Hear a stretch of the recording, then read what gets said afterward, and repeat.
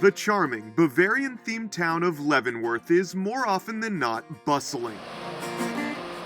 And yet, this place, just a few miles away, feels like a world apart. Even though we're in Leavenworth, it's not that vibe. There's a lot more going on. There's a lot of activity.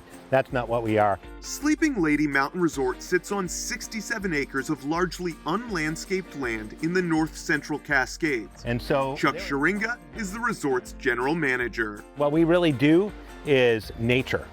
And it's a perfect balance between having great cabins, great amenities, and having nature. Originally developed in the 1930s by the Civilian Conservation Corps, and for more than 3 decades home to a Catholic youth camp, Sleeping Lady's focus on natural beauty is due in large part to renowned philanthropist Harriet Bullitt, who lived across the river and purchased the property in 1991. And Harriet really loved the natural aspects of this.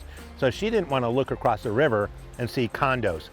So she said, I'm going to buy that. She wanted to keep it as pristine and nature focused and not have it overdeveloped. After adding modern amenities like a pool and spa, Sleeping Lady Mountain Resort welcomed its first guests in 1995. Of course, one of the big draws here remains the access to the outdoors. There are more than 4.5 miles of trails on the property, with stunning art integrated throughout.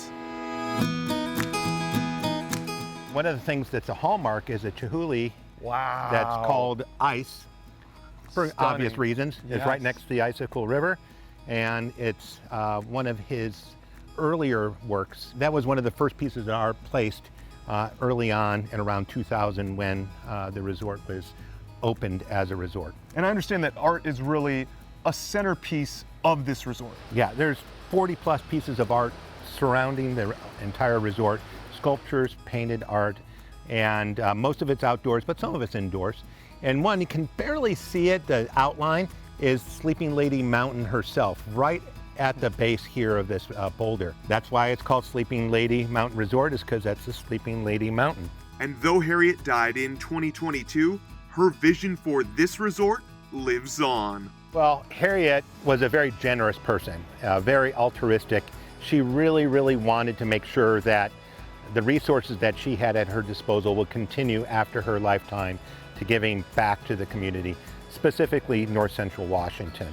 And the idea was that to give it to a nonprofit in the Icicle Fund and gift this resort to them. Every dollar of profit that the resort makes goes back to the Icicle Fund that helps keep programs like local arts, regional, historical and cultural efforts, as well as indigenous people. Yes, that means when you say, enjoy a cocktail here at the grotto, you're giving back. And the setting? Well, it happens to be pretty great too.